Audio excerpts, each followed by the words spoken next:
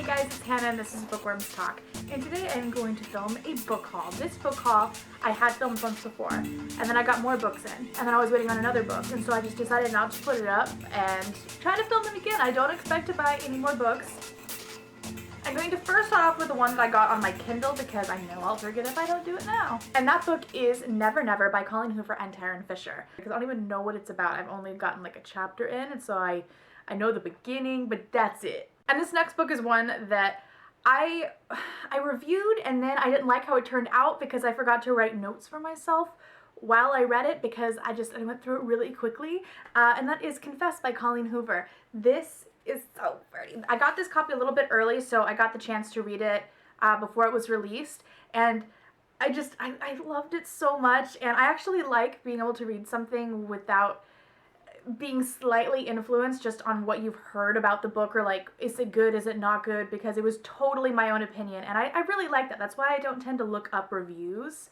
Yeah, I don't even read really synopses of it. I just ask for someone to give me a very, very vague summary, because sometimes synopses spoil you. Synopses. Blah. But this book is probably the prettiest. I love it. I love this book. It's probably up there with Slammed and Hopeless for me, because those are my all-time favorites of Colleen's, and this is one of mine. I am so excited for November 9. I'm sorry, I have a squirrel brain. But November 9, I feel like, might beat Slammed. I don't know. Slammed is my number one of Colleen Hoover's. I know as I read a new book of hers, I'm like, no, this is my favorite. No, this is my favorite. But I think Slammed has kind of held the test of time as my number one. But yeah, I'm really anticipating November 9. But I really like this, and it has artsy stuff in it. Let me get to a page of it. Here's one with a double. And this is actually from an artist, like, obviously, because no one could just be like, oh, psh, art. Forget his name. O'Neill? I'll have his name listed on the screen. Now, this next book, I've abused so badly. I took it with me everywhere. I haven't finished it yet because I don't want to cry in public, and I'm a baby. This is not even that sad. I am such a baby. But it is White Oleander by Janet Fitch. I think it's because I'm saying this, but my childhood was not bad. But then in like small ways, I do relate to this girl who's undergoing a lot of stuff, and it really hurt.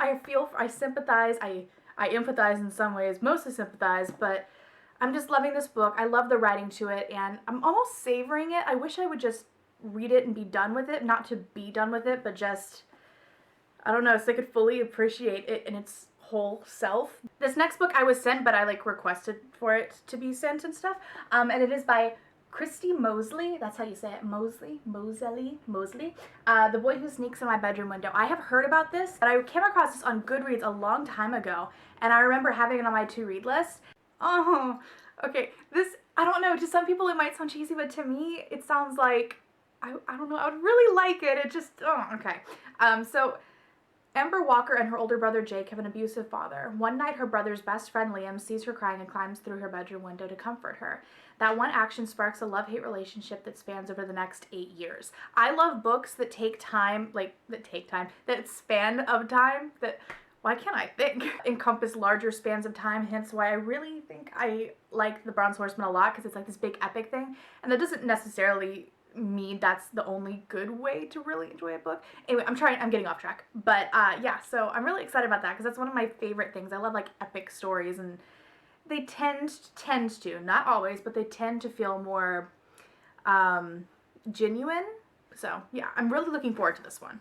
So this one, I'm not actually sure if I mentioned this in a haul before, so forgive me if I have, but I'm not sure. But it is Entwined with You by Sylvia Day. This is part of the Crossfire series. I have a hair on my face. I know you're there. I know it. But I had a friend who read this. She said she loved it. It was very fun, just like the rest of the series is very fun. The second book still holds my heart, but I actually recently, oh, don't lose bookmark. I recently started reading this, and yeah, I'm liking it so far. It is very, very candy read, and I really love the story. I'm invested in the characters. I still am invested in the characters, and this has spanned a long time. This is the first book that actually got me into adult or romance or erotic or whatever you want to freaking call it, but yeah, this is the first book series that got me into that, and yeah, I really dove into the deep end. I didn't take an easier path at all. And while I'm kind of on that path of romance books, I'm going to mention this one was a birthday present from my friend Hannah, and it is Wallbanger by Alice Clayton. I love Alice Clayton. She's an appropriate and funny as hell.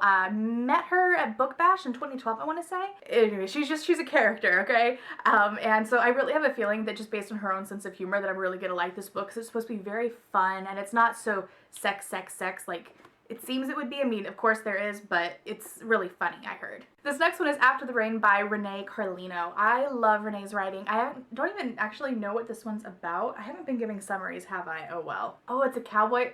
It's okay. I really like her writing. I have a really big thing against like cowboy stuff. It's just not my cup of tea. It has to be really extraordinary for me to stomach it.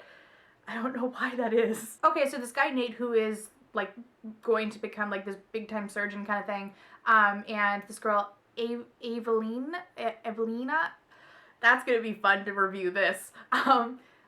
They are both on different ranches in Montana, and I guess they cross paths, and then the story commences. I don't actually know. That was me trying to give a very brief / non-spoiler summary of it, but I really love Renee's writing. She wrote Sweet Thing, which is one of my all-time favorite books ever. I cannot get over that book. So I will always purchase whatever she writes. Now this next one was also a birthday / Christmas present. My birthday is like 5 days before Christmas, so everything is pretty much a birthday / Christmas present. I just get everything in the same bag, it's all fine. But it is Yes Please by Amy Poehler.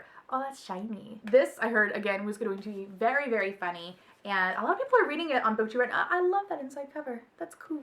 I don't really watch that much of Amy Poehler, like, at all, but I still, like, watch interviews and stuff with her, so that's just weird. Why wouldn't I watch, like, things she's in? I got this from Corey, and I'm really excited to read this. It's kind of like life lesson-y type of things, but in a really humorous way, and, like, telling of her own stories and personal experiences. Also thinking about picking up Not That Kind of Girl by Lena Dunham, because I've been watching Girls lately, and I'm loving me some Girls, so I might pick that up too. Now I'm going to dive into poetry for a little bit. I have a lot of poetry, so I'm going to break it up with another book that I have that's just like book. But first I'm going to mention, I'm not sure if I've mentioned this or not in the video. I feel like I have, so again, sorry.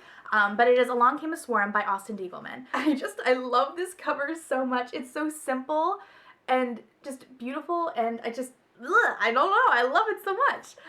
And Austin is a poet that often goes to Avant-Garden here in Houston for WA and Poetry Night. And I've always loved her. The first night that I went there, it was Neil Hilborn. He was the feature poet there. And I've talked about this countless times. If you're curious about it, I actually like take you along in a vlog, so I'll have any of those vlogs linked down below. But that was the first night that I heard her, and I was just like, me and Corey were like, oh my god, she's really good. And so I had to pick up her book as soon as I knew that she had a book for sale. And while I am on the one poetry track, I'm going to mention 2 books from a poet that I saw there who was a feature poet. And the first one is Wish You Were Here by Kevin W. Burke. I loved his performance, and so I had to pick up both of his books. This is the one I'm further in than his other one. Is that a lie? I don't remember which one I've been reading more of, but I'm not finished with it yet. But at first, like, when you walk away from poetry for a little while, you're like, I don't remember what it was specifically that I loved about said poet or said collection of poetry. But then when you start again, you're like, oh yeah, that was it. That's why I love it. So I've had that case many times with this, because I carry it around with me just like to school if I have like a quick moment to read. And then the other one is The Whiskey, the Woman, and the War, again by Kevin W. Burke. And I don't know, I am kind of far in this. Luxury parking when did I get a valet? Anyway, that's my bookmark. What weird things do you use as bookmarks? I use apparently valet stickers. But I'm pretty sure I have a vlog where he performed and I recorded it. That was an awkward sentence. So this next one is No Matter the Wreckage, Poems by Sarah Kay. Don't know why I said that. The title is No Matter the Wreckage. Sarah Kay is one of the first slam poets that I religiously watched. Whatever she had out there, I have watched all of her slams on YouTube. She has like this really amazing voice, and she's very famous for her TED Talks poetry thing on TED Talks. It was something I would tell my daughter. I think it was Type B. I think that was what it was called. And that is just, I mean, rightfully so that she's famous for it. It was a really beautiful poem. There are so many of hers that I love. And then there's one that she did with Phil Kay. It was something about fate. Oh, I can't remember the name of it. I'll have it linked down there in the description. So I hope that you guys enjoyed this, and be sure to check out some of my previous videos, and I will see you guys later. Bye. Sarah, oh no. You don't know what to do. I just think of everything that's funny. Oh my god. Oh no. Oh no. Oh my gosh. If you want to know what I'm laughing at, one of them is an inside joke, but the other one about the oh no, that's from Max falling out of a kayak. Google it or YouTube it. It'll, oh, best choice of your life. It never gets old.